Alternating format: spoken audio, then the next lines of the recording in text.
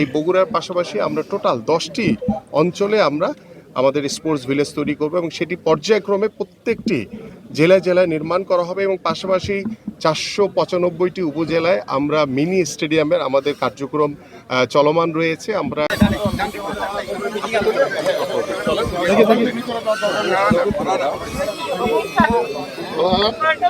অবগত আছেন যে এই শহীদ চান্দু স্টেডিয়াম বগুড়ায় অবস্থিত।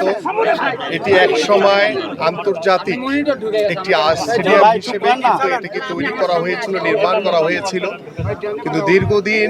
কি কারণে এই স্টেডিয়ামকে একটি জরাজীর্ণ অবস্থায় ফেলে রাখা হয়েছিল সেটাও আপনারা অবগত রয়েছেন। বর্তমানে আমরা এই শহীদ চান্দু স্টেডিয়ামকে আইসিসির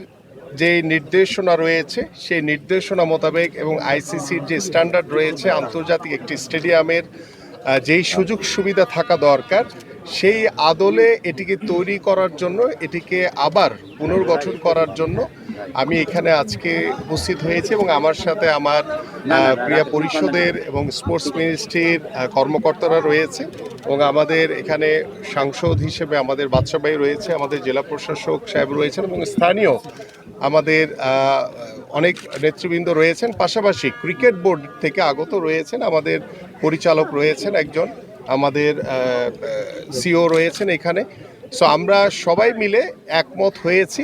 যে এই শহীদ চান্দু স্টেডিয়ামকে আন্তর্জাতিক মানের একটি স্টেডিয়াম হিসেবে তৈরি করার জন্য আমরা কার্যক্রম দ্রুতই শুরু করব, কারণ আমাদের জুলাইয়ে আমাদের একটি প্রমিলা বিপিএল তৈরি অনুষ্ঠান করার একটি চিন্তাভাবনা আমাদের এখানে রয়েছে এবং আমরা আশা করি যে সেই পর্যায়ক্রমে আন্তর্জাতিক একটি মাঠ তৈরি করার জন্য শহীদ চান্দু স্টেডিয়ামকে আমাদের পক্ষ থেকে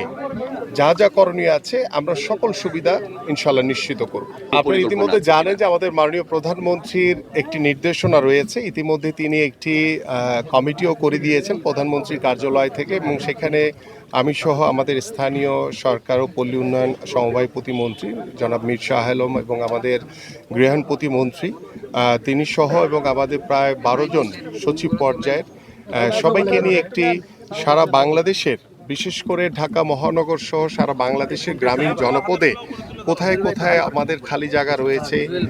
কিভাবে আমরা মাঠগুলোকে সংরক্ষণ করতে পারি, কিভাবে আমাদের ভবিষ্যৎ প্রজন্মকে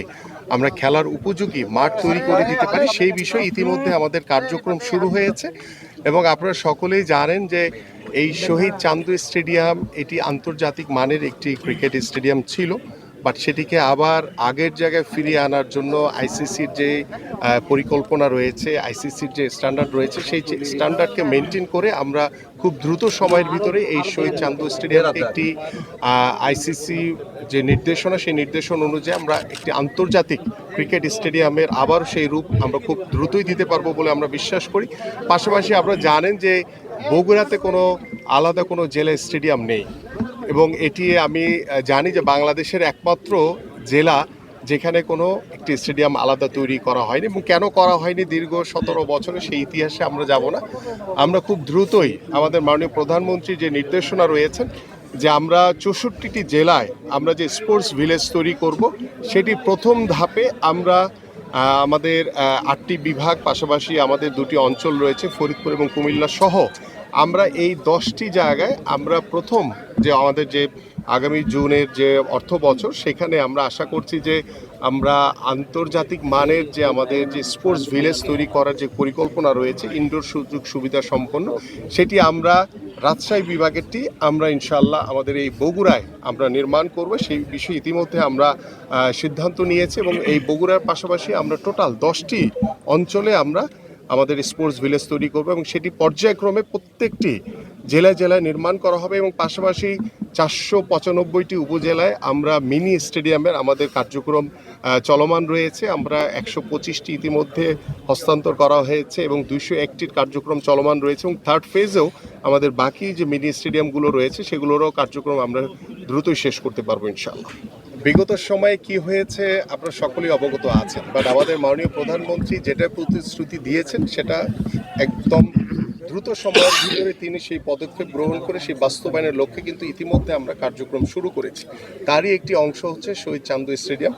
এবং আজকে এখানে উপস্থিত হওয়ার মাধ্যমে আমরা এই স্টেডিয়ামের কোথায় কোথায় সমস্যা রয়েছে, এবং এখানে দেখেন ফ্ল্যাগ লাইটের অবস্থা ভালো না, এখানে ড্রেসিং রুমের অবস্থা ভালো না, এখানে গ্যালারির যে বসার যে জায়গাগুলো রয়েছে সেখানেও অনেক জায়গায় আমরা জরাজীর্ণ অবস্থায় দেখছি, এবং এই জায়গাগুলোকে এবং আমাদের মাঠ এখানে নতুন করে আমাদের যেই সকল সুযোগ সুবিধা প্রয়োজন, ড্রেনেজ সিস্টেম থেকে শুরু করে সকল সুযোগ সুবিধা সম্পন্ন করে আমরা এই শহীদ চান্দু আন্তর্জাতিক যে স্টেডিয়ামটি সেটাকে আন্তর্জাতিক মানের করার জন্য আমরা কাজ শুরু করব। সেটি রাতারাতি কখনোই সম্ভব না। আমরা খুব দ্রুতই, যেহেতু আমাদের ক্রীড়া পরিষদ থেকে আমাদের স্পোর্টস মিনিস্ট্রির কর্মকর্তারা এসছেন এবং আমাদের ইঞ্জিনিয়াররা এসছেন, এবং অলরেডি আমরা এটাকে আইডেন্টিফাই করেছি যে কোথায় কোথায় আমাদের সমস্যাগুলো রয়েছে, এবং আমাদের ক্রিকেট বোর্ড থেকেও সিও সহ আমাদের যে নতুন যে অ্যাডক কমিটি দিয়েছি সেই অ্যাডক কমিটির সদস্য সহ আমরা এখানে উপস্থিত হয়েছি। তো আমরা আশা করি যে আমাদেরকে একটু সময় দেন, আমরা যা বলেছি আমাদের যা চিন্তা ভাবনা রয়েছে সেটা অক্ষর অক্ষর ইনশাল্লাহ আমরা বাস্তবায়ন করব। মহিলা যে বিপিএল সেটা জুলাইতে অনুষ্ঠিত হওয়ার চিন্তা ভাবনা একটি রয়েছে আমাদের। তা আমাদের যেহেতু মাঠের সংস্কারের কাজ রয়েছে, সো আমরা এই মাঠটিকে আইসিসির যে নির্দেশনা রয়েছে, যে স্ট্যান্ডার্ড রয়েছে সেই স্ট্যান্ডার্ড মেনটেন করে একটি আন্তর্জাতিক পর্যায়ে নিয়ে যাব পর্যায়ক্রমে। পাশাপাশি